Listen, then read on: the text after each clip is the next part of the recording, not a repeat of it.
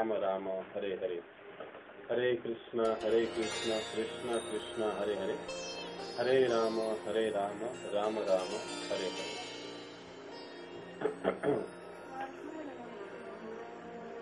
ओम ज्ञानतिमिरन्धस्य ज्ञानाञ्जनशलाकया चक्षुरुन्मिलितं येन तस्मै श्रीगुरवे नमः। श्रीचैतन्यमनोभीष्टं स्थापितं येन भूतले स्वयं रूप कदा मह्यं ददाति स्वपदान्तिकं। वन्देऽहं श्रीगुरौ श्रीयुतपदकमलं श्रीगुरुन् वैष्णवांश्च श्रीरूपं साग्रजातं सहगना रघुनाथान्वितं तं सजीवं साद्वैतं सावधूतं परिजनसहितं कृष्णचैतन्यदेवं श्रीराधा कृष्णपादान् सहगना ललिता श्रीविशाखान्वितांश्च नमो ओं विष्णुपादाय कृष्णपृष्ठाय भूतले श्रीमते भक्तिवेदान्तस्वामिनिति नामिने। नमस्ते सारस्वते देवे गौरवाणी प्रचारिणे निर्विशेष शून्यवादी पाश्चात्य देशकारिणे। जय श्री कृष्ण चैतन्य प्रभु नित्यानंद श्री अद्वैत गदाधर शिवासादि गौर भक्तवृंद।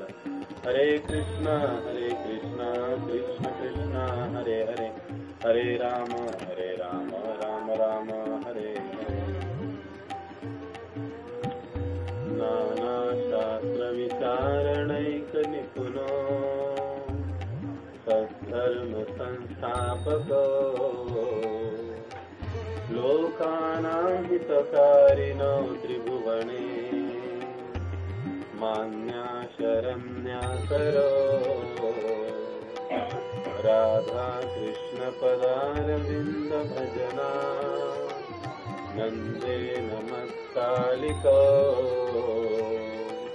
वंदे रूप सनातनो रघुयुगो श्रीजीव गोपालको।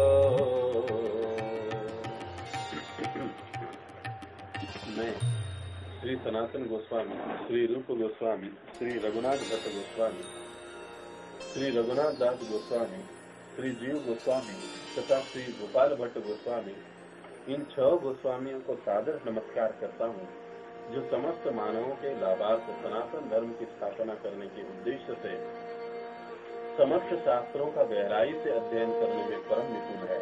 इस तरह वे तीनों लोकों में समादरित है, शरण लेने के योग्य है, और क्योंकि वो गोपी भाव में निमग्न रहकर राधा कृष्ण की दिव्य प्रेमा भक्ति में लगे रहते हैं।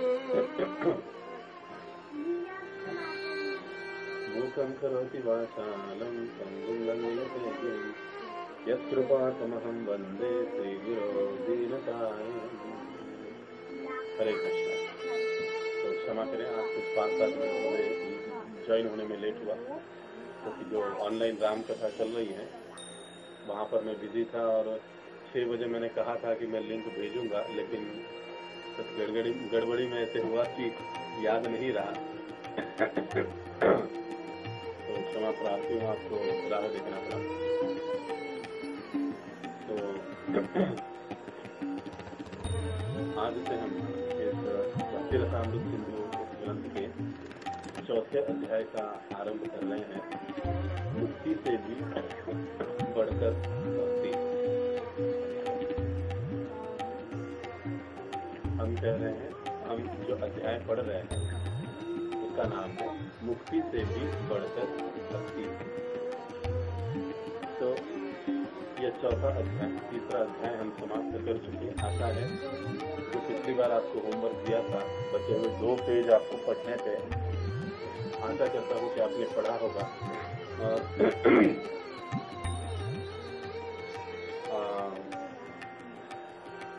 उसके ऊपर अगर कोई प्रश्न है तो आप अंत में पूछ सकते हैं। तो आइए हम इस अध्याय को आरंभ करते हैं।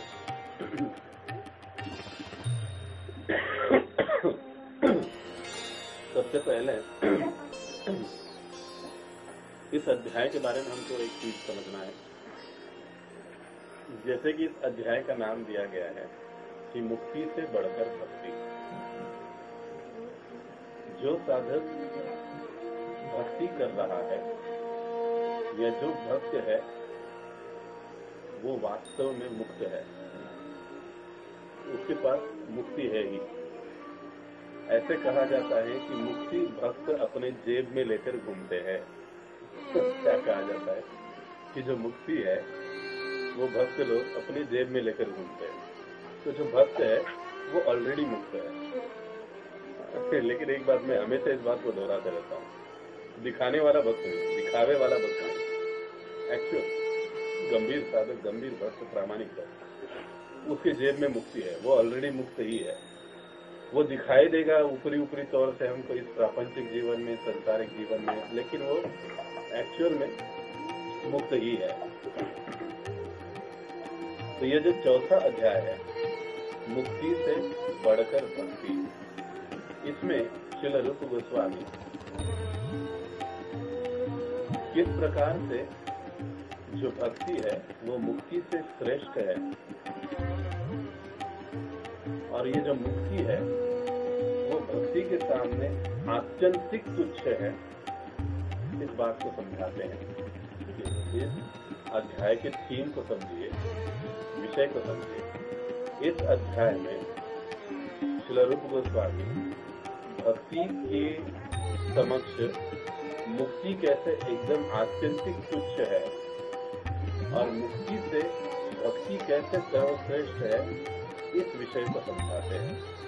और इसको समझाने के लिए अनेक अनेक उदाहरण, अनेक अनेक श्लोक कोट करते हैं, या श्लोक यहाँ पर हमको बताते हैं कि पूरा अध्याय ऐसे ही है। लगभग 20 से 22 श्लोकों का अनुवाद प्रभुपाद जी ने दिया है। रूप गोस्वामी जी ने श्लोक दिए थे भागवतम के आदि के, प्रभुपाद जी ने उन श्लोकों का केवल अनुवाद हमको दे दिया है, और इन श्लोकों के माध्यम से हमको इस विषय को समझाने की कोशिश करते हैं कि मुक्ति से बढ़कर ये भक्ति है, कि साधक के मन में कहीं पर भी कोई शंका न रहे। देखिए, बड़े ही सिस्टमैटिक पद्धति से हम लोग स्टेप बाय स्टेप रूप गोस्वामी जी हमको आगे लेकर जा रहे हैं। हाँ, पहले तो सर्वसामान्य भक्ति भूमिका में समझाई, उसके बाद उन्होंने भक्ति के लक्षण समझाए, उसके बाद उन्होंने हमें भक्ति की प्राथमिक अवस्थाएं कौन सी होती है वो समझा, उसके बाद भक्ति के लक्षण, शुद्ध भक्ति के लक्षण भी समझाए, और हमको शुद्ध भक्ति के लिए क्या पात्रता होती है वो भी पिछले पाठ में हमको समझाए। अब इस पाठ में इतना समझाने के बाद भी कहीं कुछ संशय मन में न रहे कि अरे भाई, ये जो भक्ति हम कर रहे हैं ये भक्ति से बड़ी मुक्ति है कि मुक्ति से बड़ी भक्ति है, ये किसी प्रकार का कोई कंफ्यूजन साधक के मन में न रहे, कोई द्विधा स्थिति साधक के मन में न रहे। इसलिए रूप गोस्वामी पाद अलग अलग शास्त्रों से लगभग 20 से 22 श्लोकों के माध्यम से हमको इस विषय को समझा रहे हैं कि मुक्ति से बढ़कर भक्ति है, मुक्ति से भक्ति श्रेष्ठ है। तो कई जैसे कोर्ट में हम लोग देखते हैं कि जो वकील है वो दलील देते रहते हैं और ऊपर एक जज मिलॉर्ड बैठे रहते हैं, मिलॉर्ड मतलब न्यायाधीश बैठे रहते हैं, और वकील अपनी अपनी बातों को रखने के लिए, मनवाने के लिए दलीलें देते रहते हैं। वैसे ही रूप गोस्वामी जो है वो सभी को समझाने की कोशिश करते हैं कि ये जो भक्ति है वो मुक्ति से श्रेष्ठ है, इसके बारे में अपने हृदय में कोई संशय न रहे। इतने सारे श्लोक वो इसीलिए गिनाते हैं ताकि हमारे मन में किसी प्रकार की कोई शंका, कोई प्रश्न, कोई कंफ्यूजन, कोई कमी न रहे कि भक्ति श्रेष्ठ है या मुक्ति श्रेष्ठ है। साधना भक्ति के पथ पर प्रारंभिक स्तर पर भी हमें फुल्ली कन्विंस, हमें पूर्णतया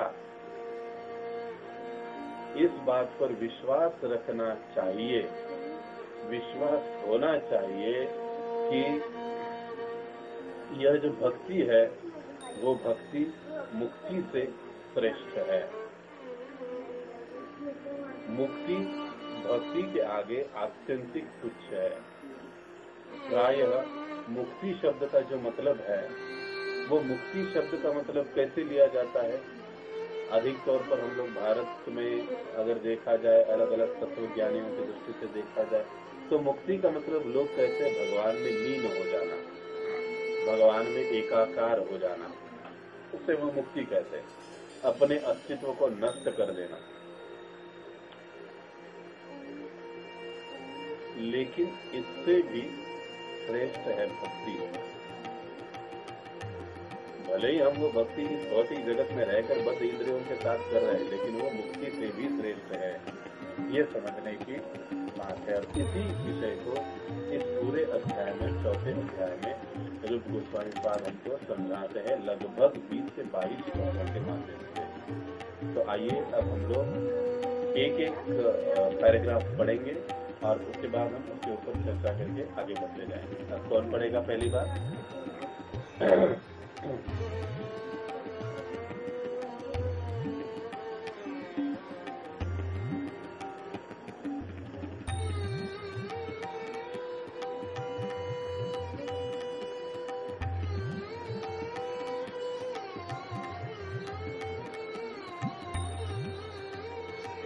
हाँ पढ़िए माता जी। श्री भक्ति रसामृत सिंधु अध्याय 4। हाँ जी आ रही है माता जी। Yes yes yes.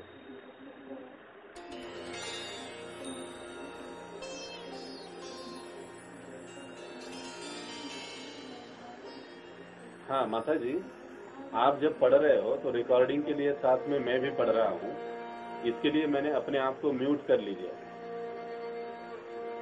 तो आप पढ़िए, आपका आवाज मुझे क्लियर आ रहा है। जब रोकना होगा तो मैं आपको बता दूंगा। अध्याय 4 भक्ति रसामृत सिंधु, मुक्ति से भी बढ़कर भक्ति। भगवान की भक्ति में भक्त कितनी गंभीरता पूर्वक लिप्त रहता है, इसे महाराज पृथु आदिराज के उस कथन से समझा जा सकता है जो श्रीमद् भागवतम में प्राप्त है। वे भगवान से प्रार्थना करते हैं, हे प्रभु, यदि मुक्ति मिलने के बाद मुझे आपकी उस यशोगान को सुनने का अवसर न मिले जिसे शुद्ध भक्त जन आपके चरण कमलों की प्रशंसा में अपने अंतःस्थल से उच्चारण करते हैं, और यदि मुझे इस दिव्य आनंद का मधु प्राप्त करने का अवसर न मिले, तो मैं आपसे इस तथाकथित आध्यात्मिक उत्थान की अर्थात मुक्ति की याचना कभी नहीं करूंगा। मैं तो आपसे सदैव यही प्रार्थना करूंगा कि आप मुझे लाखों रचनाएं, लाखों काल प्रदान करें, जिससे मैं निरंतर आपकी दिव्य कीर्ति का उच्चारण एवं श्रवण कर सकूं। ओके माता जी, यहाँ पर रुकिए। नहीं रुकिए माता जी।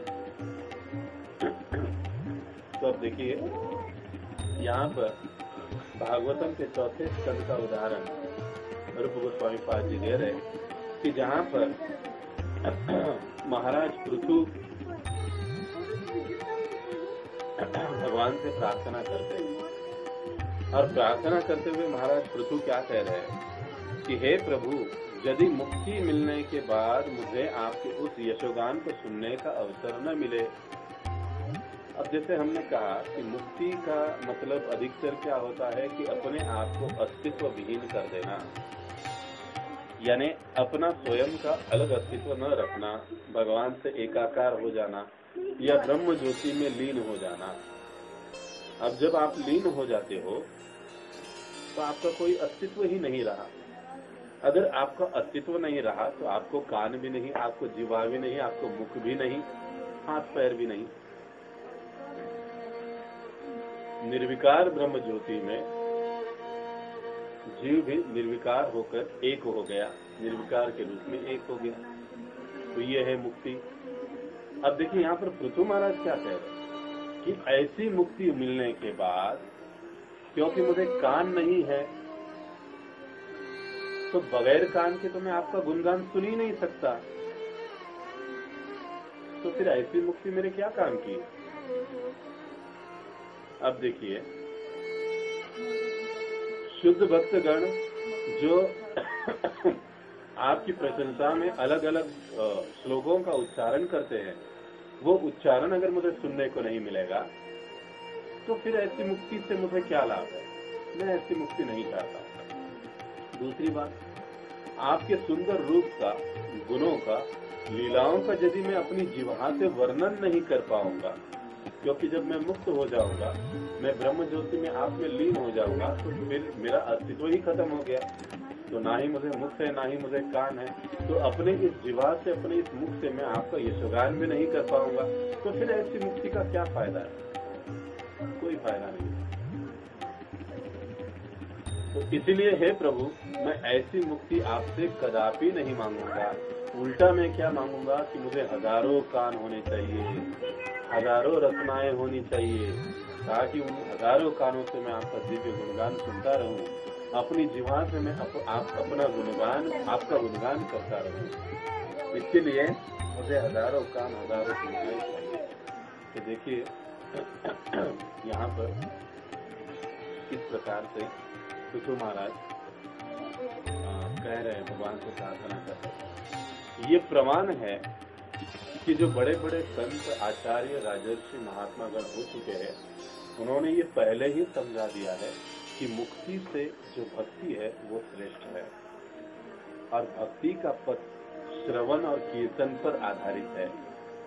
या ये कहा जा सकता है भक्ति पथ की आत्मा श्रवण और कीर्तन है। और अगर वही करने को नहीं मिलेगा तो फिर क्या काम की है ऐसी मुक्ति? क्योंकि बस जाकर अगर वहां पर पड़े रहना है तो कितने दिन हम लेटे रहेंगे, पड़े रहेंगे ना एक दिन उब जाएंगे और फिर से वापस आएंगे। जैसे पिछले अध्याय में हमने देखा, आ ब्रह्म भुवना लोका पुनरावर्ती नो अर्जुन। ये अर्जुन, ब्रह्मलोक तक भी अगर आप चले जाओगे, ऊपर तक ब्रह्म ज्योति में भी, तो भी फिर आपको नीचे आना पड़ेगा, क्योंकि वो हमारा वास्तविक स्थिति नहीं है। जीवेर स्वरूप है कृष्णेर नित्य दास। जीव का स्वरूप है कि वो भगवान श्री कृष्ण का नित्य दास है, नित्य सेवक है। और इस स्थिति में जब तक वो नहीं रहता, तब तक वो किसी भी स्थिति में रहे, वो संतुष्ट रह ही नहीं सकता। वो स्थिति उसके लिए परिपूर्णता की स्थिति हो ही नहीं सकती, और होती भी नहीं है। इसीलिए वहां से उसका पुनः पतन होता है। इसलिए पृथु महाराज इस प्रकार से कह रहे हैं कि मुझे हजारों कान, हजारों जिह्वा चाहिए, आपका गुणगान कर सकूं, आपके नामों का, आपकी कथाओं का, गुणों का मैं श्रवण कर सकूं। इससे पता चलता है कि जो भक्ति है वो मुक्ति से श्रेष्ठ है। यहाँ पर किसी का कोई प्रश्न है?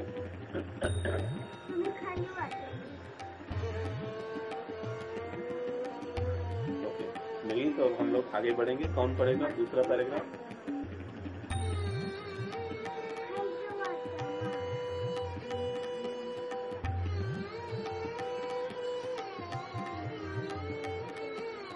दंडोत प्रणाम।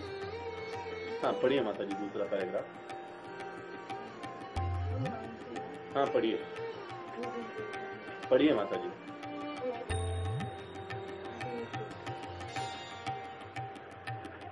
मायावादी लोग ब्रह्म में तल्लीन होने की इच्छा करते हैं,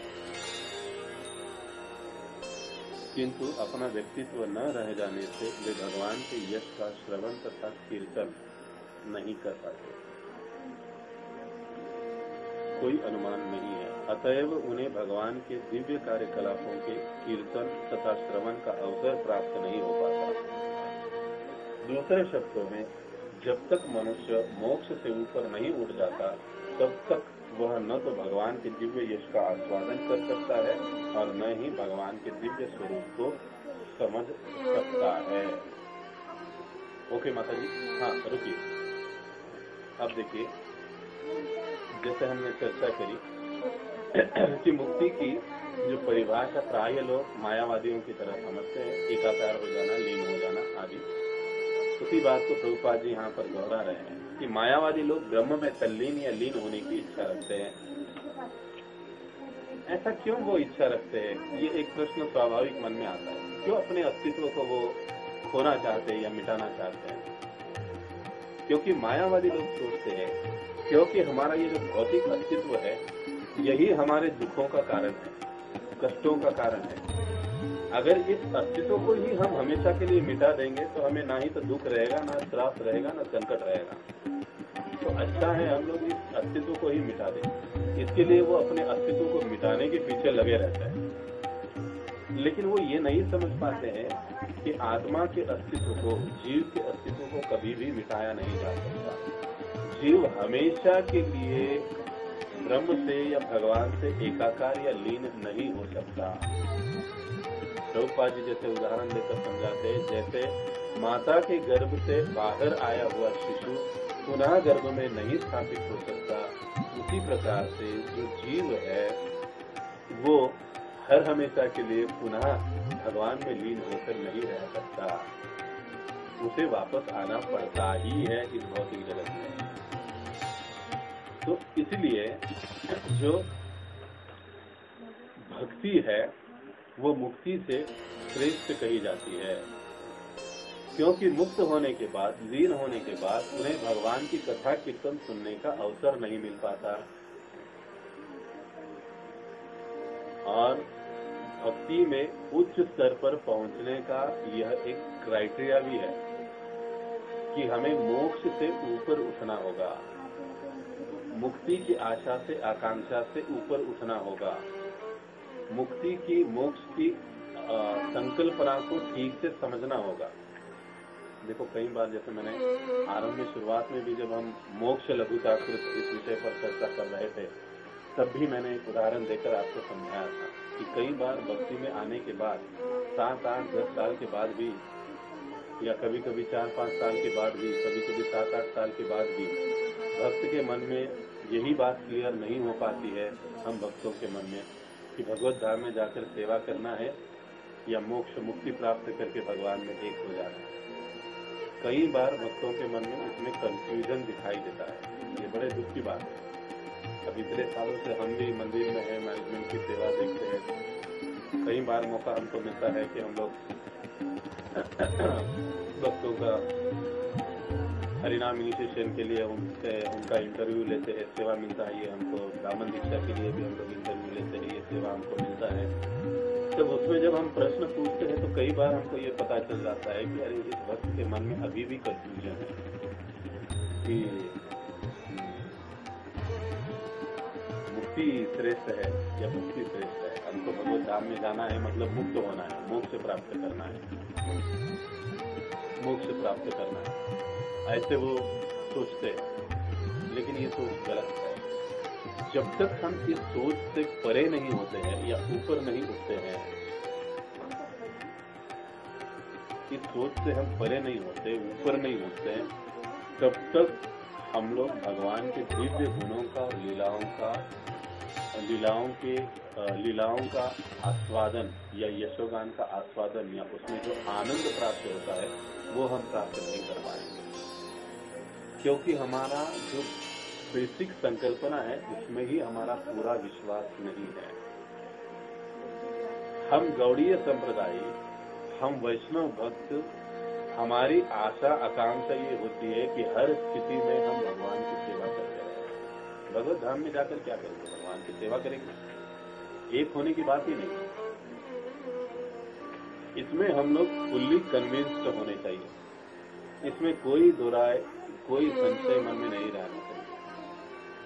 ये संशय जब साधकों के मन में रहता है तो फिर वो साधना भक्ति ठीक से कर नहीं पाते और उस साधना भक्ति का फल भी उन्हें ठीक से नहीं मिल पाता है, क्योंकि उन तत्वों पर, सिद्धांतों पर, शास्त्रों के वचनों पर उनको या आचार्यों के वचनों पर उनको पूर्ण विश्वास नहीं है। तो इसलिए इसको समझना कि भक्ति हर हाल में मुक्ति से श्रेष्ठ है। हमारा गंतव्य लीन होना न होकर भगवत धाम में प्रवेश कर नित्य भगवान की सेवा में संलग्न होना, ये हमारा गंतव्य, ये हमारा उद्देश्य है। ये हमको अच्छे से कन्विंस होना पड़ेगा, समझना पड़ेगा। ये समझ के जब हम साधना भक्ति करेंगे कन्विंस होकर, तो देखिए आप खुद ही इसको अनुभव कर सकते हैं कि कितने वेगवान तरीके से, कितने गतिमान तरीके से हम लोग आध्यात्मिक जीवन में भी आगे बढ़ते हैं। ये जो हमारे फिलॉसफी है, ये जो हमारा तत्व ज्ञान है, चाहे अचिंत्य भेदाभेद सिद्धांत हो, चाहे ये सिद्धांत हो, मुक्ति और भक्ति का सिद्धांत हो, इसमें हमें पूरा श्रद्धा और विश्वास होना आवश्यक है। और अगर वो पूरा श्रद्धा और विश्वास हम में है तो फिर तभी हम लोग भगवान की इन लीलाओं का आनंद प्राप्त कर सकते हैं। और इन भगवान के दिव्य स्वरूप को हम समझने में सक्षम हो जाते हैं। ओके, क्लियर हुआ? कोई प्रश्न इस पैराग्राफ में?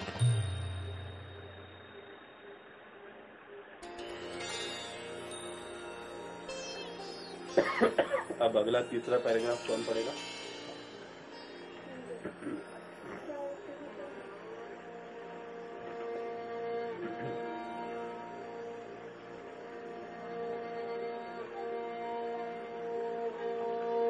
तीसरा पैराग्राफ कौन पढ़ेगा? चलिए मैं ही पढ़ देता हूँ। ऐसा ही कथन श्रीमद् भागवत के 5वें स्कंद में पाया जाता है। सुखदेव गोस्वामी महाराज परीक्षित को संबोधित करते हैं, महात्मा राजा भरत भगवान के चरण कमलों की सेवा में इतने लिप्त थे कि उन्होंने पृथ्वी पर अपने प्रभुत्व को तथा अपनी संतान, मित्र, समाज, राजसी ऐश्वर्य तथा सुंदर पत्नी के प्रति प्रेम को बड़ी आसानी से त्याग दिया।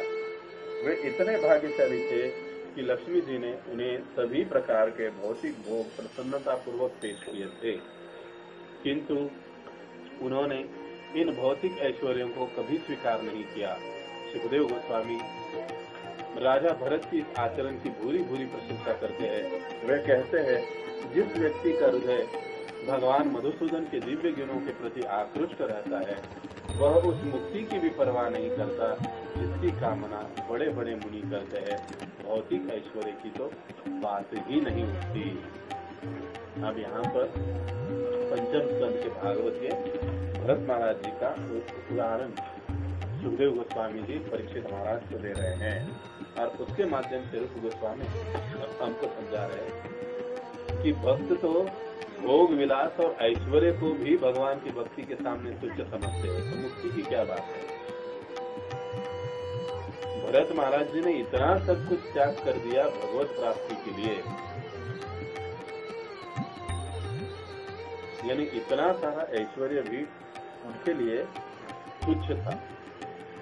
भगवान की प्राप्ति, भगवान की भक्ति क्या है? देखिए, हम लोगों को एक 350, 400 या 750 स्क्वायर फुट फ्लैट को छोड़ना मुश्किल हो जाता है, लेकिन भरत महाराज एक ही झटके में इतना सब कुछ छोड़ के आत्म साक्षात्कार के लिए निकल पड़ रहे हैं। ऐसे क्यों होता है? क्योंकि जो भी उनका साधना भक्ति था, जो भी तत्व, जो भी सिद्धांत है, उनका शास्त्रों में भगवान की लीलाओं को सुनने में पूर्ण श्रद्धा है, शास्त्रों में पूर्ण विश्वास है, 100% वो उनको मानकर समझकर चलते हैं। अतएव ऐसे भक्तों के हृदय में कितना भी बड़ा ऐश्वर्य क्यों न हो, उसके प्रति कभी कोई मोह नहीं रहता है, कभी कोई आसक्ति नहीं रहती है। वो बड़े ही सरलता के साथ, सहजता के साथ उसको त्याग कर भगवत सेवा की ओर बढ़ जाते हैं। भरत महाराज जी का उदाहरण है। तो इतना बड़ा ऐश्वर्य भरत महाराज जी ऐसे ही छोड़ देते हैं भक्त, तो फिर मुक्ति की क्या बात है?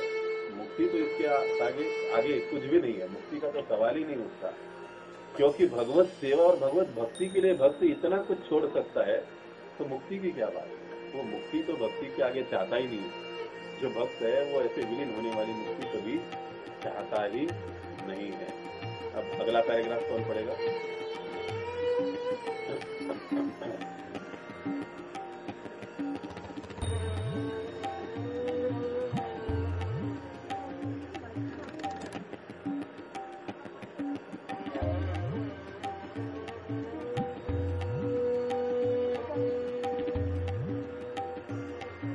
कोई नहीं पढ़ने वाला? चलो मैं ही पढ़ लेता हूँ। भागवत के 6वें स्कंद में वृत्रासुर का एक ऐसा ही कथन है, जिसमें वह भगवान को संबोधित करते हुए कहता है कि हे प्रभु, आपकी दिव्य भक्ति छोड़कर यदि मुझे ध्रुवलोक भी भेजा जाए या मुझे इस ब्रह्मांड के सारे लोगों का प्रभुत्व भी दिया जाए, तो भी मुझे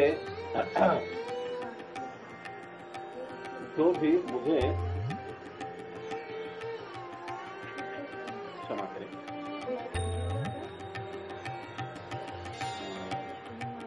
तो भी मुझे ग्राह्य नहीं है। मैं न तो योग सिद्धियों के इच्छुक हूँ और न ही आध्यात्मिक उत्थान चाहता हूँ। मुझे तो नित्य के लिए एकमात्र आपकी संगति तथा दिव्य सेवा चाहिए। क्या कह रहे हो? कि वृत्रासुर, अभी वृत्रासुर हम लोग जानते हैं ये असुर है, लेकिन असुर के रूप में एक भक्त है। जब इंद्र के साथ इनका घमासान युद्ध हो रहा था तो वो इंद्र के जो बाण थे वो अपने ऊपर झेल रहे थे, और उस समय वो भगवान श्री हरि से प्रार्थना कर रहे थे, क्योंकि वो चाहते थे कि इस असुर रूपी शरीर से वो जल्द ही मुक्त हो जाए और वो भगवत सेवा में, भगवत धाम में जाकर निमग्न हो जाए। तो वो कहते हैं कि हे प्रभु, आपकी दिव्य भक्ति को छोड़कर यदि मुझे ध्रुवलोक दे दिया जाए और मुझे ब्रह्मांड के सारे लोगों का स्वामी भी बना दिया जाए, प्रभुत्व दे दिया जाए, तो भी मुझे ये मंजूर नहीं है। मैं इसको चाहता नहीं तो मैं किसी सिद्धि की कामना करता हूँ, नहीं आध्यात्मिक उन्नति, आध्यात्मिक उत्थान चाहता हूँ। आध्यात्मिक उत्थान से यहाँ पर मतलब है कि मोक्ष मुक्ति वाली बातें, सोहम अहम ब्रह्मास्मि वाली बातें, ये भी ऐसी कोई चीज मैं नहीं चाहता हूँ। मुझे तो नित्य आपकी संगति और आपकी दिव्य सेवा चाहिए। पुनः वही बात वृत्रासुर भी कहते हैं कि मुक्ति से बढ़कर भक्ति है, मुक्ति से बढ़कर भगवान की संगति है, भगवत भक्तों की संगति है, भगवान की सेवा है, अर्थात भगवान की भक्ति है। अगला पैराग्राफ कौन पढ़ेगा?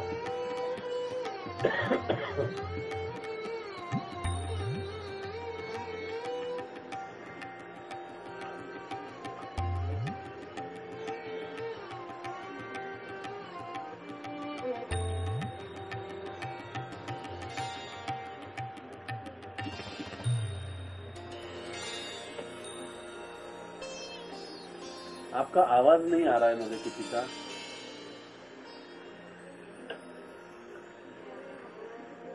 लेकिन एक ही मिनट है।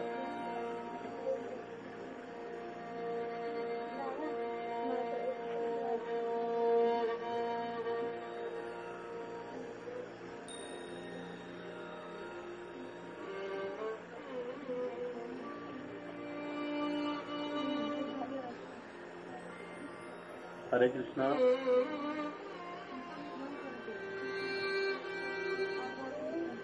हाँ आता है क्या? बंद है।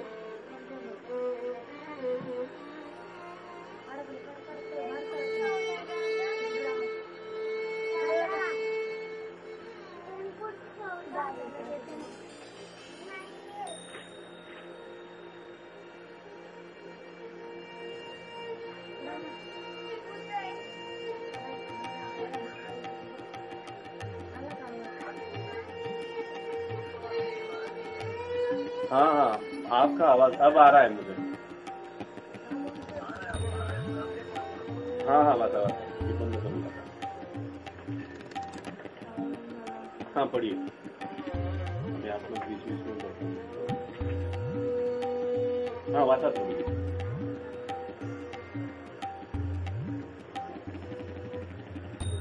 बंद कर। आपका आवाज फिर से कम हो गया प्रभु जी।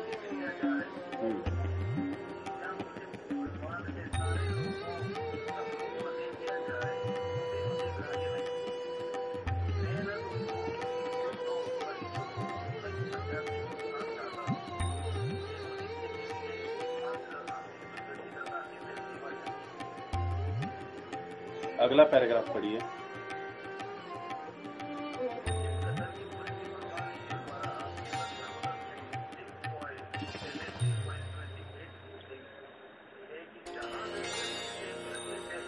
हे सती, जो लोग नारायण कृष्ण से भक्त है वे किसी से डरते नहीं।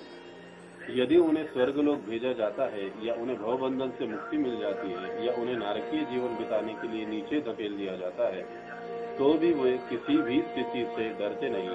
नारायण के चरण कमलों की शरण ग्रहण करने के कारण इस संसार का कोई भी पद उनके लिए किसी दूसरे पद के समान ही है।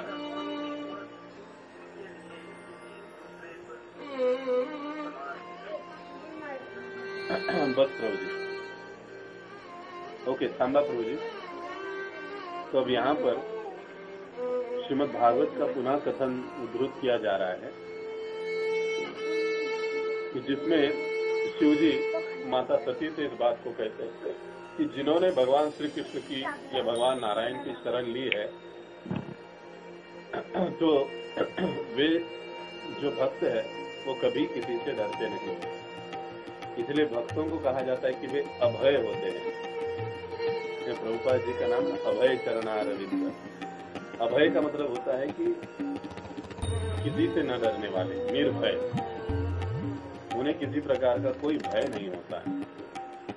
तो शिव जी कहते हैं सती से कि वे भक्त किसी से डरते नहीं। यदि उनको स्वर्गलोक भेजा जाए या उन्हें भवबंधन से मुक्ति मिल जाती है या उन्हें नारकीय जीवन के लिए भी भेज दिया जाए तो भी वो किसी स्थिति में डरते नहीं है,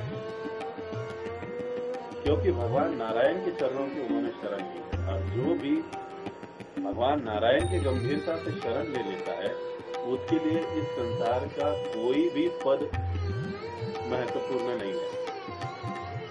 वो उनका जो कार्य है भगवत सेवा, उसी में वो अपने आप को पूर्णत्व प्राप्त मानते रहेंगे, तो वही करते रहेंगे। जैसे नॉर्मली सीधे शब्दों में प्रभुपाद जी कहते हैं कि एक भक्त है, उसको नर्क में भेजो, स्वर्ग में भेजो, कहीं पर भी भेजो, वो केवल भगवान की कथा गाएगा, सुनाएगा, लोगों को भक्त बनाएगा, इसके अलावा कुछ करेगा नहीं। उसको दूसरे किसी चीज से कोई लेना देना है ही नहीं। इसीलिए वो बाकी दुनिया की सारी चीजों से निर्भय रहता है, किसी से कोई डरता नहीं है। वो केवल अपने कार्यों में मस्त रहता है। इसका मतलब है कि इस भगवत कथा के या भगवान की शरणागति में, ये भगवान की जो शरणागति है ये मुक्ति से श्रेष्ठ है। पुनः वही बात कि भक्ति जो है मुक्ति से श्रेष्ठ है। अब अगला पैराग्राफ कौन पढ़ेगा?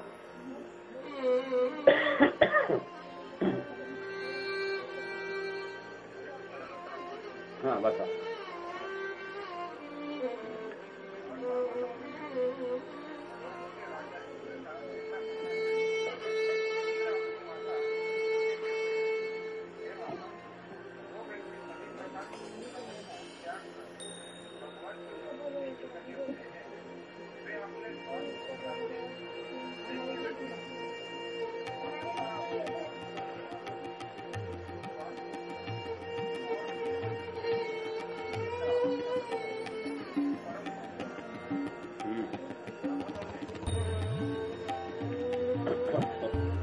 नहीं, ठीक है।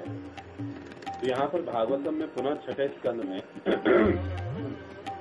प्रभुपाद जी उदाहरण दे रहे हैं कि जो इंद्र है, इंद्र का एक कथन आता है जिसमें वो अपनी माता दीति से कहते हैं,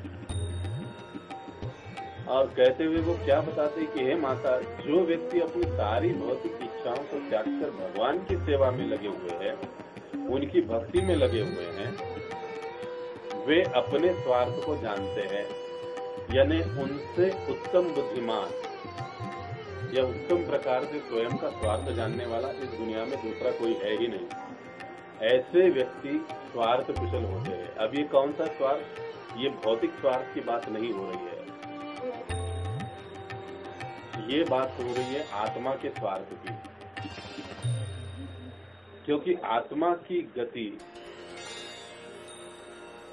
भगवत प्राप्ति ही है, और उस स्वार्थ में जो भक्त लोग होते हैं वो पक्के निपुण होते हैं और अपने जीवन में वो अपने इस स्वार्थ को पूरा करते हैं, और इसीलिए उनको अपने जीवन के चरम लक्ष्य में पहुंचने के लिए पटु माने जाते हैं। पटु का मतलब होता है निपुण, बुद्धिमान, कि वो वास्तविक अपने जीवन के गंतव्य को जानते हैं, समझते हैं और प्राप्त करते हैं। ओके, नेक्स्ट कौन पढ़ेगा?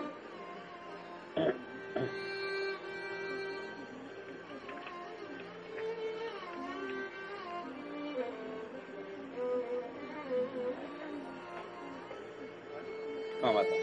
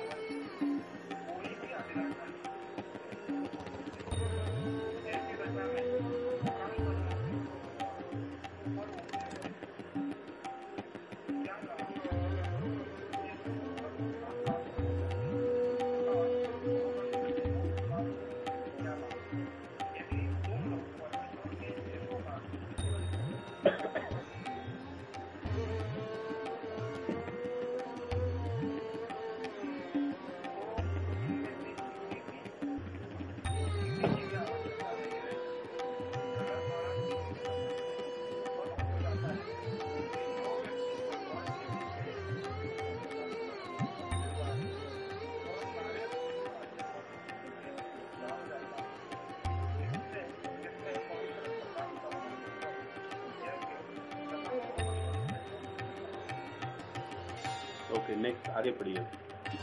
काफी स्पष्ट है, इस पर हम चर्चा भी कर चुके हैं।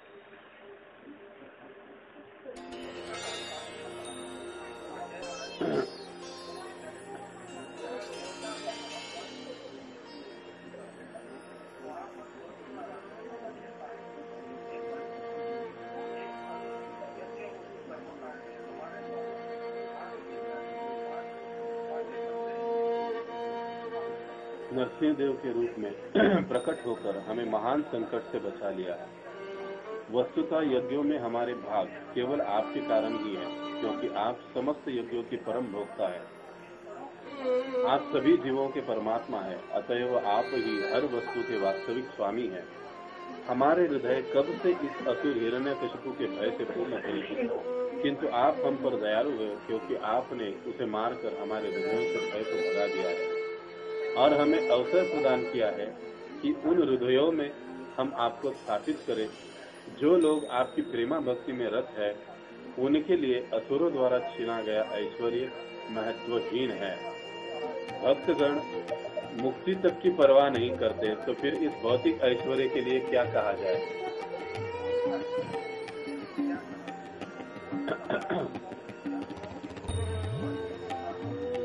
हमारा एकमात्र कर्तव्य है कि हम आपकी सेवा में लगे रहें, क्योंकि आप ही हर वस्तु के भोक्ता है।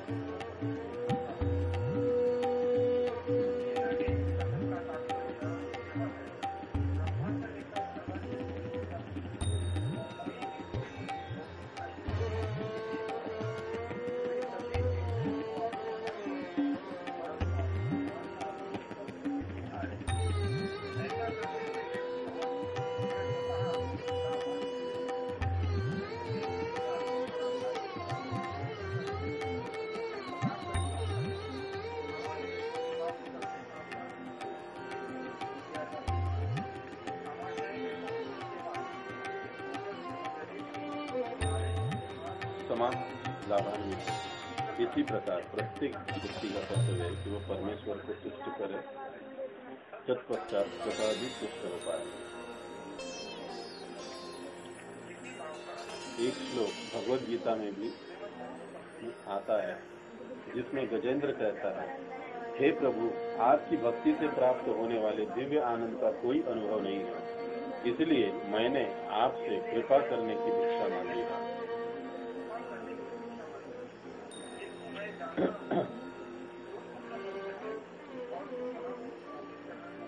सेवा करके सारी भौतिक कामनाओं से मुक्त हो गए हैं, वे सदा ही दिव्य आनंद के सागर में मग्न रहते हैं। इसलिए वे आपकी शुभ वस्तु की गुणों का गान करके ही सदैव तुष्ट रहते हैं। उन्हें न तो किसी वस्तु की आकांक्षा रहती है, न मांगने की आवश्यकता, न बस तो अब यहाँ पर इस पूरे तीनों पैराग्राफ में ये समझाया जा रहा है कि 8वें स्कंद में भागवतम का, जहाँ देवतागण नरसिंह भगवान की स्तुति करते हैं, ये वो प्रसंग है कि जब भगवान नरसिंह देव ने हिरण्यकशिपु का वध किया है। अब भगवान नरसिंह देव के सामने जाने से कोई भी तैयार नहीं है उनके सामने जाने को। इंद्र भी डर रहे, ब्रह्मा जी डर रहे, शिव जी डर रहे। लक्ष्मी जी को कहा आप जाओ, तो वो कहे नहीं भाई, ये कौन है, ये तो मेरे पति है नहीं, मैंने इनसे विवाह नहीं किया था, इतने भयानक मेरे पति नहीं हो सकते, मैं भी नहीं जाऊँ। तब फिर सभी ने मिलकर प्रहलाद महाराज को आगे भेजा, प्रहलाद तुम जाओ आगे। और जैसे ही हिरण्यकशिपु, जैसे ही नरसिंह देव ने अपने भक्त प्रहलाद को देखा, तो उनका सारा जो क्रोध है वो एकदम से शांत हो गया और वो प्रेम स्वभावी बन गए, एकदम शांत हो गए। और तब सारे देवता, प्रहलाद महाराज जी ने स्तुति की और उसके पश्चात सारे देवता आगे आकर स्तुति करने लगे और सब इंद्र इस प्रकार से स्तुति करते हैं और स्तुति करते हुए वे कहते हैं कि भक्तजन जो होते हैं वो मुक्ति की भी परवाह नहीं करते हैं। असुरों द्वारा उनको जो कष्ट दिया जाता है उसकी भी वो कोई परवाह नहीं करते आपकी भक्ति के आगे, आपकी सेवा के आगे, आपकी शरणागति के आगे।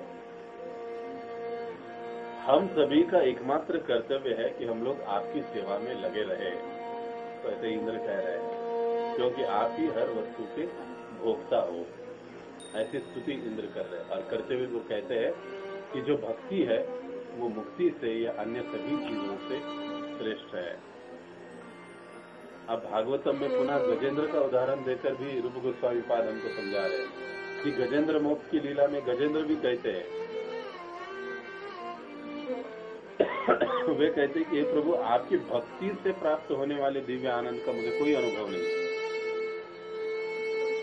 इसलिए मैंने आपसे कृपा प्राप्त करने के लिए भिक्षा मांगी है। किंतु मैं जानता हूँ कि जो आपके शुद्ध भक्त है और जो महापुरुषों के चरण कमलों की सेवा करके सारे भौतिक कामनाओं से मुक्त हो चुके हैं, वे सदा दिव्य आनंद में मग्न रहते हैं, दिव्य आनंद के सागर में मग्न रहते हैं। इसलिए वे आपके गुणों का गुणगान करके ही सदा तुष्ट रहते हैं और वो इस प्रकार से तुष्ट रहते हैं, इसीलिए उनको न किसी प्रकार की कोई आकांक्षा होती है और ना ही तो कोई चीज उनको मांगने की आवश्यकता पड़ती है। स्वयं ही उनकी आवश्यकता की चीजें उनके पास चली आती है, क्योंकि उन्होंने अपने आप को केवल आपकी सेवा, आपकी चिंतन, आपकी कथन में लगा दिया है। इसका मतलब सुना यही हुआ कि मुक्ति से भक्ति श्रेष्ठ है। कोई प्रश्न है किसी का इसमें?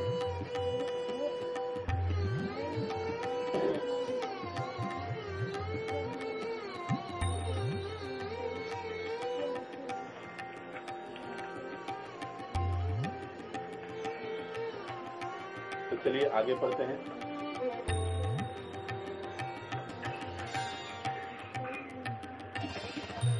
हाँ पढ़िए माता जी। हरे कृष्णा, पढ़िए माता जी। हाँ पढ़िए माता जी।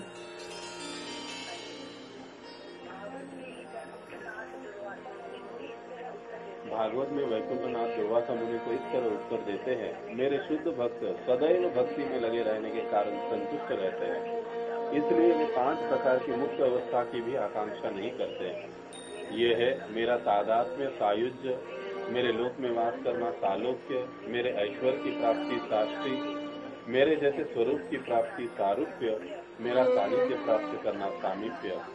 अतएव जब वे इन मुक्त अवस्थाओं में भी रुचि नहीं रखते तो आप समझ सकते हैं कि भौतिक ऐश्वर्य या भौतिक मोक्ष के लिए उनमें कितनी कम परवाह होगी। बस माता जी।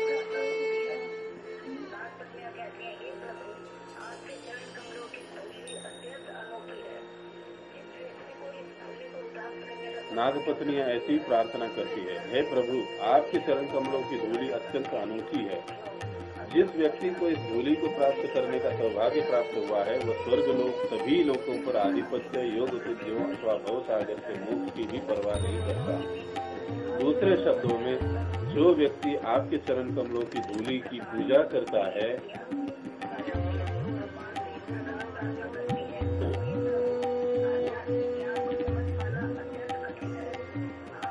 धूली की पूजा करता है, वो अन्य सिद्धियों की रंच मात्र भी परवाह नहीं करता। इसी प्रकार भागवतों में श्रुतियां भगवान से प्रार्थना करती है कि हे प्रभु आध्यात्मिक ज्ञान को समझ पाना अत्यंत कठिन है। आप जिस रूप में हमारे सामने प्रकट हुए हैं वो आत्मज्ञान जैसे अत्यंत कठिन विषय की व्याख्या करने के लिए है। फलस्वरूप जिन भक्तजनों ने अपनी घरेलू सुविधाएं छोड़कर मुक्त आचार्यों का सानिध्य प्राप्त कर रखा है वे आपकी भक्ति में पूर्ण निमग्न रहते हैं और आप इस तरह वे किसी तथाकथित मोक्ष की परवाह नहीं करते। तो बस है माता जी। तो अब देखिए यहाँ पर पुनः दुर्वासा मुनि का उदाहरण दिया है। भागवतम का 9वां स्कंद, भागवतम का 10वां स्कंद, पुनः भागवतम के 10वें स्कंद से जैसे हमने कहा कि लगभग 20-22 श्लोकों के माध्यम से रूप गोस्वामी पाद हमको ये समझा रहे हैं कि मुक्ति से भक्ति श्रेष्ठ है। अब दुर्वासा मुनि को समझाते हुए नारायण भगवान नारायण क्या कहते हैं? वे कहते हैं कि जो मेरे शुद्ध भक्त है वो सदैव संतुष्ट रहते हैं। वो जो 5 प्रकार की मुक्तियां हैं उन मुक्तियों की भी अपेक्षा नहीं करते हैं। ना ही तो वो मेरे जैसा ऐश्वर्य चाहते हैं, ना ही तो वो मेरे लोक में आकर वास करना चाहते हैं, ना ही तो वो मेरे जैसा ऐश्वर्य प्राप्त करना चाहते हैं, ना ही तो वो मेरे जैसा रूप प्राप्त करना चाहते हैं, और ना ही तो वो मेरा सानिध्य प्राप्त करना चाहते हैं। वो केवल हर स्थिति में मेरी कथाओं को सुनना, लीलाओं का कीर्तन करना, श्रवण करना और मेरी सेवा में रत रहना, बस इतना ही वो चाहते हैं। अगर इतनी बड़ी बड़ी 5 मुक्ति की अवस्थाओं में भी अगर वो रुचि नहीं रखते हैं तो हे दुर्वासा मुनि, आप समझ सकते हो कि भौतिक ऐश्वर्य और भौतिक जो मोक्ष है इनके लिए तो एकदम तुच्छ है, इनके सामने कुछ भी नहीं है वो। इसका मतलब भक्त और भक्ति के सामने जो मोक्ष या मुक्ति है वो अत्यंतिक तुच्छ है, उसका देखा जाए तो कोई मोल है ही नहीं। भक्त अपनी भगवत सेवा की अवस्था में, श्रवण कीर्तन की अवस्था में सदैव संतुष्ट रहते हैं।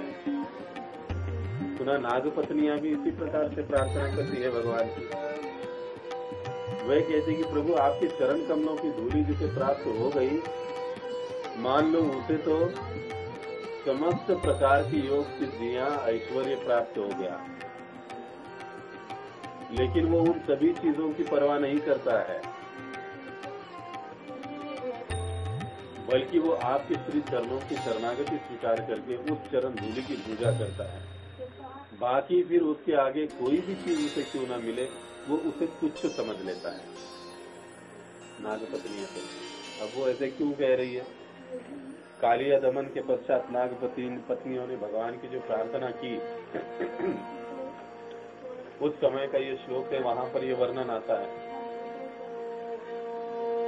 क्योंकि नागपत्नियां कह रही थी कि हे प्रभु, हमारे पति ने ऐसा कौन सा पुण्य, कौन सा भाग हमारे पति का है कि आपके श्री चरण उनके माथे पर, उनके सिर पर पड़े, आपके श्री चरणों की धूल उनके माथे पर, उनके सर पर लगी। कितने भाग्यशाली है हमारे पति। अब उनके लिए बाकी का ऐश्वर्य तो कोई चीज नहीं है, मुक्ति कोई चीज नहीं है, उसकी कोई परवाह होनी नहीं चाहिए। इस प्रकार से होकर के वैसे ही आगे चल के दशम स्कंद में श्रुतियां भगवान की स्तुति करती हैं, वेद भगवान की स्तुति करते हैं। उसमें वो कहते हैं कि जिन भक्तों ने अपनी घरेलू सुविधाएं छोड़कर आचार्यों का सानिध्य प्राप्त कर रखा है और जो आपकी भक्ति में पूर्णतया निमग्न रहते हैं, ऐसे भक्त जो है वो मोक्ष की या मुक्ति की परवाह कभी नहीं करते। ना उसी बात को फिर से बताया जा रहा है कि मोक्ष से, मुक्ति से भक्ति श्रेष्ठ है। बार बार मैं भी इस शब्द को दोहरा रहा हूँ क्योंकि हमको नींद में भी ये बात याद होना चाहिए कि मुक्ति से भक्ति श्रेष्ठ है। हमको ना ही तो भगवान में लीन होना है, ना ही तो हमको हम ब्रह्मास्मि भगवान बनना है, ना ही तो हमें भगवान के साथ एकाकार होना है। ये हमारा उद्देश्य नहीं है। इस बात को हम अच्छे से समझ ले। अगला पैराग्राफ कौन पढ़ेगा?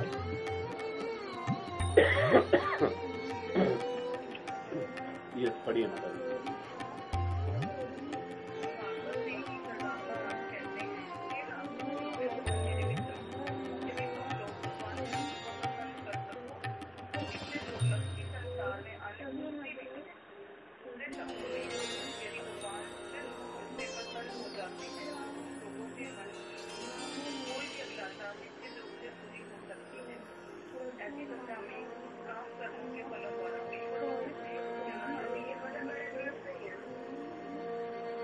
माता जी कुछ पैराग्राफ गलत हो रहा है।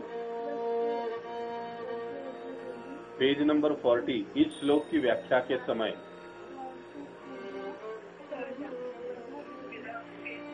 हाँ ओके कोई बात नहीं।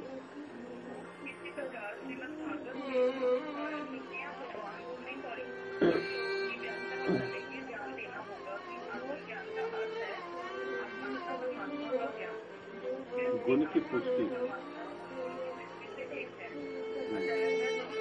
ब्रह्म कहलाते हैं, किंतु ब्रह्म ज्ञान को समझ पाना अत्यंत कठिन है। आत्मा को समझने में अनेक दार्शनिक लगे रहते हैं, किंतु वे वास्तविक प्रगति बहुत ही कम कर पाते हैं।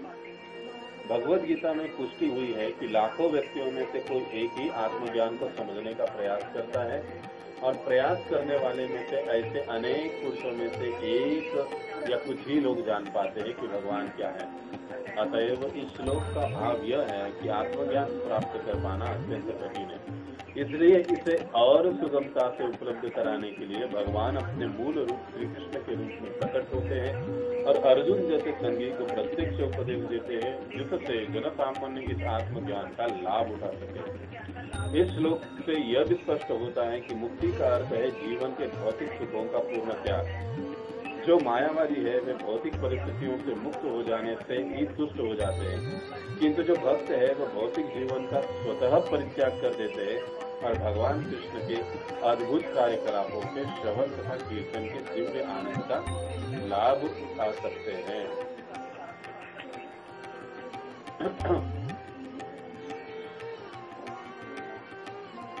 ओके माता जी, हाँ रुकिए यहाँ पर। तो देखिए, जो नाग पत्नियों ने जो स्तुति की है उसके ऊपर प्रभुपाद जी हमको आगे थोड़ा समझा रहे हैं कि इस श्लोक की व्याख्या के समय हमें क्या ध्यान देना होगा कि आत्मज्ञान का अर्थ क्या है। आत्मज्ञान का मतलब होता है आत्मा और परमात्मा का ज्ञान, और उसमें प्रभुपाद जी क्या समझा रहे हैं कि आत्मा और परमात्मा गुण की दृष्टि से तो एक है, गुण दोनों में समान है, लेकिन इसलिए वो ब्रह्म कहलाते हैं। लेकिन जो परिमाण है, जो मात्रा है, मात्रा की दृष्टि से देखा जाए तो जो परमात्मा है वो विभु है और जो आत्मा है वो अणु है। मात्रा की दृष्टि से दोनों में एकता नहीं है या दोनों समान नहीं है। गुण दोनों में समान है, गुणों के रूप से वो समान है, लेकिन मात्रा की दृष्टि से समान नहीं है। कैसे समझे इसको? नम्रता यह गुण भगवान में है, अतएव जीव में भी ये गुण पाया जाता है, लेकिन जितनी मात्रा में भगवान में ये गुण है उतनी मात्रा में जीव में वो गुण नहीं हो सकता। या ऐश्वर्य, भगवान के पास भी ऐश्वर्य होता है अलग अलग प्रकार से, जीवों के पास भी वो ऐश्वर्य होता है अलग अलग प्रकार के, 6 प्रकार के, लेकिन जितनी मात्रा में भगवान के पास वो ऐश्वर्य होता है उतनी मात्रा में जीव के पास कभी नहीं हो सकता। इसलिए मात्रा के रूप से दोनों में भेद है, लेकिन गुणों के रूप से वे दोनों अभेद है। इस बात को समझा रहे हैं। और प्रभुपाद जी कहते हैं ये ज्ञान बड़ा ही जटिल और कठिन है इसको समझ पाना। अनेक दार्शनिक लोग हैं इसको समझने में लगे रहते हैं, लेकिन बहुत कम लोग हैं जो इसको समझ पाते हैं, इस मार्ग में प्रगति कर पाते हैं। और गीता में गीता के श्लोक का भगवान प्रभुपाद जी यहाँ पर पुष्टि कर रहे हैं, उदाहरण संदर्भ दे रहे हैं कि हजारों हजारों व्यक्तियां इस पथ पर चल पड़ते हैं, उनमें से कोई विरला ही मुझ तक पहुंच पाता है, कोई एक ही मुझ तक पहुंच पाता है। तो ये जो कठिनाई है इसको आसान करने के लिए तो भगवान अपने मूल रूप में प्रकट होते हैं, अर्जुन को अपना संगी बनाते हैं, उसको उपदेश देते हैं ताकि हम जैसे जनसाधारण लोग आसानी से उस उपदेश को पालन करके समझ के हम पुनः उनके प्रति अपना प्रेम भाव विकसित कर सके। अब प्रभुपाद जी आगे चलकर मायावादी लोगों की बात करते हैं कि जो मायावादी लोग होते हैं वो भौतिक ऐश्वर्य, भौतिक वस्तु, भौतिक स्थिति को हमेशा त्यागते रहते हैं, डरते हुए। लेकिन प्रभुपाद जी कहते हैं जो भक्त है ना वो स्वयं से ही भौतिक वस्तु को त्यागते हैं भगवान की सेवा के लिए, भगवान के श्रवण कीर्तन के लिए, भगवान की भक्ति के लिए वो ऐश्वर्यों को त्याग कर छोड़ देते। जैसे आप देखिए अभी चातुर्मास चल रहा है, कई हजारों भक्त ऐसे पूरे चातुर्मास में, भले ही उनके घर में बहुत बढ़िया बेड होगा, बिस्तर होगा, गद्दियां होगी, लेकिन वो जमीन पर चटाई लगाकर सोते हैं 4 महीने। इसका मतलब क्या है? भक्त बड़े ही सहजता के साथ भगवान की प्रसन्नता के लिए, उनके भक्ति के लिए ऐश्वर्यों को त्याग सकते हैं और त्याग देते भी है। लेकिन ये जो मायावादी लोग हैं, ये ऊपरी रूप से त्याग तो दिखाई देता है, लेकिन हृदय से उनके हृदय में वो जो आसक्ति है वो बनी रहती है, क्योंकि इसका ये कृत्रिम रूप है। ये त्याग जो है वो कृत्रिम रूप का त्याग है, और भक्त का जो त्याग है वो सच्चा त्याग है, क्योंकि वो त्याग किसके लिए कर रहा है? भगवान के लिए कर रहा है। मायावादी लोग जो त्याग करते हैं वो किस लिए करते हैं? कि अरे ये भौतिक वस्तु अगर मैं स्वीकार करूंगा तो मेरा पतन हो जाएगा, मैं आध्यात्मिक पद से विमुख हो जाऊंगा, तो मुझे नहीं चाहिए। एक बार न्यूयॉर्क में प्रभुपाद जी मॉर्निंग वॉक कर रहे थे अपने शिष्यों के समय। तभी उसी समय पर कुछ मायावादी लोग वहां पर आए, अलग प्रकार के वो लोग थे, और जो अपने कार्यक्रम प्रोग्राम के हैंडबिल बांट रहे थे। तो प्रभुपाद जी के साथ इतने बड़े जत्थे को देखकर वो सभी लोग सामने आ गए और अपने पैम्फलेट उनको बांटने लगे। लेकिन एक भी भक्त ने वो हैंडबिल लिया नहीं, प्रभुपाद जी के एक भी शिष्य ने। आज जब बांटते ये सामने प्रभुपाद जी के पास आए, तो प्रभुपाद जी को वो दे दिया उन्होंने हैंडबिल। प्रभुपाद जी ने तुरंत वो हैंडबिल ले लिया। जैसे ही प्रभुपाद जी ने वो हैंडबिल ले लिया, सारे भक्त प्रभुपाद जी को ये बड़ी बड़ी आंखें करके देखने लगे हैं। प्रभुपाद जी ने मायावादी का लिटरेचर वो कैसे लिया, इन्विटेशन लेटर कैसे लिया, प्रभुपाद जी ने कैसे लिया? चैतन्य महाप्रभु कहते हैं मायावादी भाष्य सुनिए है सर्वनाश। प्रभुपाद जी कहते हैं कि मायावादियों का भाष्य नहीं सुनना चाहिए। फिर प्रभुपाद जी ने कैसे लिया? लेकिन सब लोग सोच रहे आपस में कुछ हो रहा है, पीछे लोग सामने आकर बोलने की डेयरिंग नहीं करते। उसमें प्रभुपाद जी को पूछने का किसी का डेयरिंग नहीं था ऐसे सामने आके आपने क्यों लिया। लेकिन प्रभुपाद जी समझ गए कि पीछे कुछ ना कुछ तो चल रहा है मेरे इस एक्टिविटी के कारण। लेकिन इस सिंपल एक्टिविटी से प्रभुपाद जी बहुत बड़ा हमारा वैष्णव सिद्धांत हमको सिखाने की कोशिश कर रहे हैं। जब मॉर्निंग वॉक खत्म होकर प्रभुपाद जी मंदिर में गए, तभी भी उनके हाथ में वो चिट्ठी, वो पैम्फलेट था। जब मॉर्निंग वॉक समाप्त करके वो अंदर गए, मंदिर में गए, तो उस समय कुछ समय में भागवतम चालू होने वाला था। तब मंदिर में सवेरे दर्शन के लिए आने वाले जाने वाले लोगों को प्रसाद बांटा जा रहा था।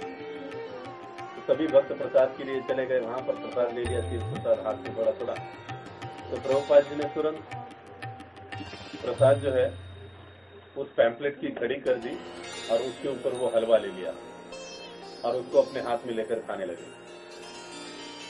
और खाने के पश्चात उस पुड़िया को स्मैश कर दिया और डस्टबिन में डाल दिया। और फिर पीछे मुड़कर प्रभुपाद जी कहने लगे, कुछ समझे? सब शिष्यों ने, भक्तों ने कहा कि नहीं प्रभुपाद जी, आपने वो हैंडबिल लिया क्यों? तो कहे बिल्कुल मैंने लिया, लेकिन मैंने उस चीज को लेकर भगवान की सेवा में लगा दिया। सेवा क्या लगा दिया? मेरे प्रसाद लेने के लिए वो काम में आ गया। ये उस हैंडबिल को मैंने सेवा में लगा दिया। ये प्रभुपाद जी का हमारा तत्वज्ञान फिलॉसफी का। प्रभुपाद जी का मतलब हमारा तत्वज्ञान है, फिलॉसफी, कि हर उस चीज को जो भगवान की सेवा में लगाई जा सकती है, हम उसको भगवान की सेवा में लगा सकते हैं। तो यहाँ पर जो मायावादियों की बात भी की जा रही है, वो डरते रहते हैं, ये चीज स्वीकारूंगा मेरा पतन हो जाएगा। लेकिन जो भक्त है वो डरते नहीं है। इसका मतलब कल से हमको भी मायावादियों का लिटरेचर लेकर पढ़ना है या उसको सेवा में लगाना है, ये सारी चीजें करने की हमको आवश्यकता नहीं है। दूसरा एक प्रभुपाद जी का उदाहरण आता है।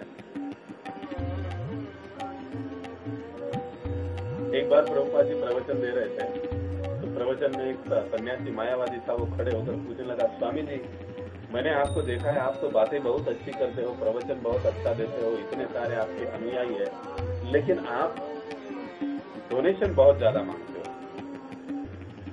आप पैसा बहुत मांगते हो। ये पैसा तो हमारे पतन का कारण है, ये मोह है, आसक्ति है।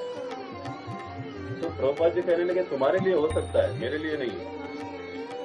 मुझे अगर कोई डोनेशन दे रहा है तो मैं दौड़े दौड़े सबसे पहले अपनी झोली पसार के उसके सामने चला जाऊंगा और जितना हो सके उससे ले लूंगा और लाकर मैं भगवान की सेवा में लगाऊंगा। बड़े बड़े मंदिर बांधूंगा, भगवान के भागवतम आदि जैसे मैं ग्रंथों को छापूंगा, बड़े बड़े मंदिरों का निर्माण करूंगा। इसके लिए मैं ये वो सारा धन उपयोग में लाऊंगा। तो मैं तो इस धन को स्वीकारने के लिए तैयार हूं कि मायावादी लोग धन छूने से भी डरते हैं, पैसे को स्पर्श भी नहीं करते।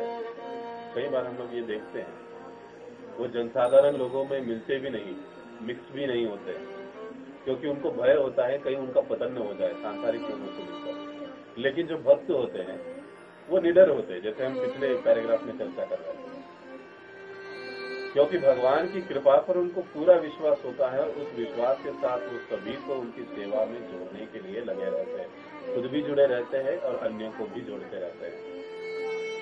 ये उनका विशेष गुण होता है और यही कारण है कि फिर वो भगवान के लीलाओं का, गुणों का, श्रवण का, कीर्तन का आनंद उठाते हैं, दिव्य आनंद की अनुभूति करते हैं और अन्यों को भी ये अनुभूति देते रहते हैं।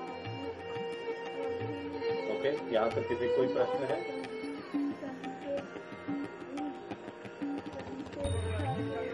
यस, हाँ,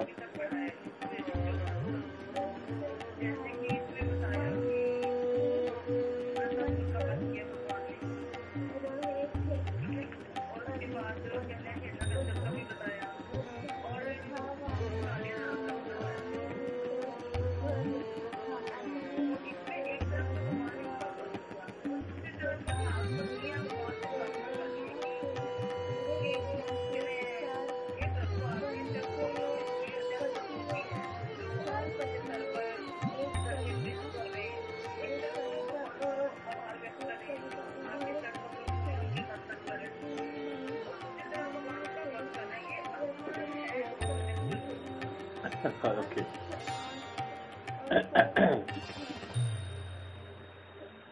भगवान की लीलाओं को समझ पाना देखा जाए तो बड़ा ही सरल है और देखा जाए तो बहुत कठिन है।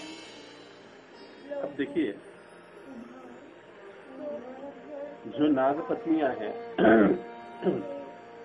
वो नागपत्नियां कृष्ण को भगवान के रूप में समझ चुकी है कि वे ही साक्षात नारायण है, भगवान है, वो ये समझ चुकी है और इसी के कारण वो उनसे प्रार्थना कर रही कि हे प्रभु, हमारे पति से आपके चरणों में गलती हुई है, उन्होंने आपके स्वरूप को पहचाना नहीं, क्योंकि वो मद में, अहंकार में अंधे हो चुके थे। इसलिए उन्होंने आपकी लीला में व्यत्यय या बाधा डालने का प्रयास किया। लेकिन इसके बावजूद भी आप इतने दयावान हो कि आपने अपने श्री चरण उनके मस्तक पर रख दिया। देखा जाए तो कालिया नाग का वध नहीं हुआ, कालिया नाग को तो वहां से भेज दिया गया, भगवान ने वहां से उनको भगा दिया, कहे अभी आपको यहाँ पर रुकना नहीं है, आप चले जाओ। और फिर हमारे वर्तमान आचार्य कहते हैं कि वर्तमान में ये जो कालिया नाग है वो कहाँ पर गया? फिजी नाम का देश है, वहां पर गया। वहां पर आज भी हमारा इस्कॉन का बहुत बड़ा मंदिर है, कालिया मर्दन समथिंग, मैं नाम भूल गया, नाम याद नहीं आ रहा है, क्षमा कीजिए, याद आते ही मैं बता दूंगा। वहां पर बहुत बड़ा मंदिर है हमारा इस्कॉन का, वहां पर वो चला गया, वहां पर रहने लगा। बाद में उन्होंने कभी भगवान की लीलाओं में व्यत्यय नहीं लाया।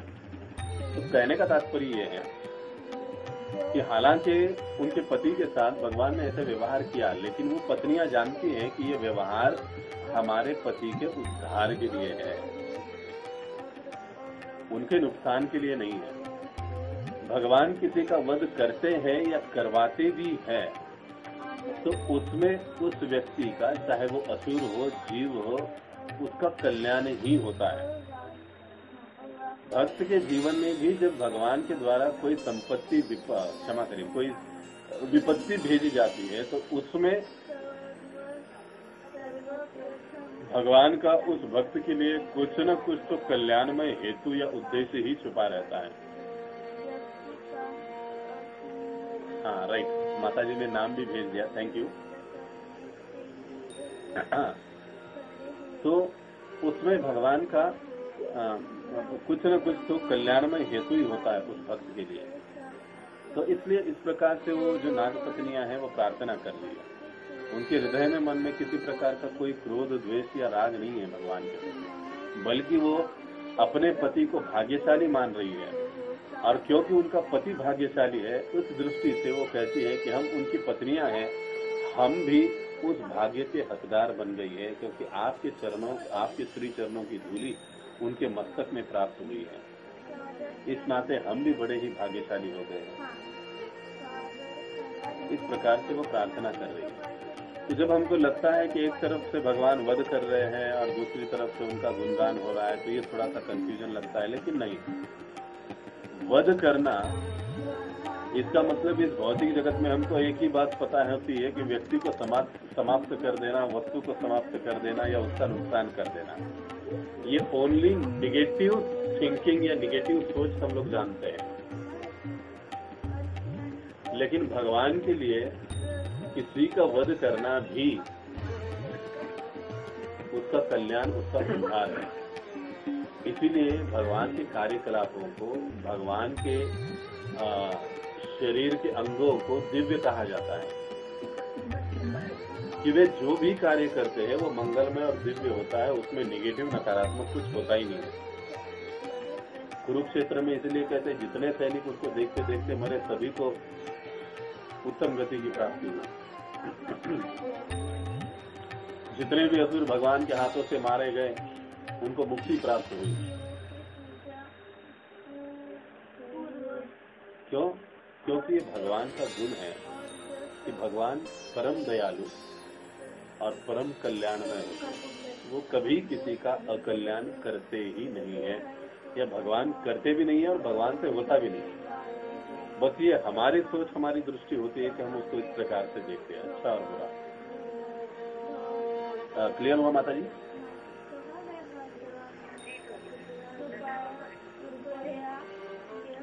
तो आज हम यहाँ पर रुकेंगे। बहुत बहुत धन्यवाद। और आशा करता हूँ आज जितने भी लोग यहाँ, भक्त लोग यहाँ पर उपस्थित हैं, उन सभी से एक अनुरोध है कि आने वाले कार्तिक में हम लोग हर रोज 108 घरों में दीपदान का कार्यक्रम करने की मैं योजना बनाई है। और मैं चाहता हूं कि आप सभी भक्त उसमें पूरे उत्साह के साथ भाग लें। नया व्यक्ति भी इसमें भाग ले सकता है। बस अगर संभव हो तो आप उसके पास दामोदर का फोटो पहुंचाइए, उसको दीप अर्पण की विधि समझाइए। और इस कार्यक्रम में सम्मिलित जब होगा, 1 घंटे का प्रोग्राम होगा 8 से 9, कार्तिक के महीने के हर दिन में, हर रोज शाम को 8 से 9। इसमें हम लोग दामोदर अष्टकम पर चर्चा करेंगे। वर्ड वाइज, लाइन वाइज, पहले दिन पहला लाइन, दूसरे दिन दूसरा लाइन, तीसरे दिन तीसरा लाइन, ऐसे हम लोग चर्चा करेंगे। तो ऐसे अष्टकम मतलब एक कड़ी में 4 और ऐसे टोटल 8 कड़ियां हैं, तो 32 लाइन्स हुए। तो हर दिन एक लाइन पर हम चर्चा करते जाएंगे और बड़े विस्तार के साथ आधा घंटा चर्चा होगी। और उसके बाद आधा घंटा हम लोग इंस्ट्रूमेंट के साथ बहुत ही सुंदरता से दामोदर अष्टकम गाएंगे भगवान की प्रसन्नता के लिए। और दामोदर अष्टकम गाते हुए आप जहाँ पर अपने घर में हो, अपने स्थान पर अपने दामोदर भगवान को दीप अर्पण करिए और कार्यक्रम की समाप्ति होगी। 1 घंटे का ये कार्यक्रम होगा। आप सभी से अनुरोध है कि आप इसमें भाग लीजिए और गुरु और गौरांग को प्रसन्न करने का ये मौका बिल्कुल मत छोड़िए। तो बहुत बहुत धन्यवाद। हरे कृष्ण।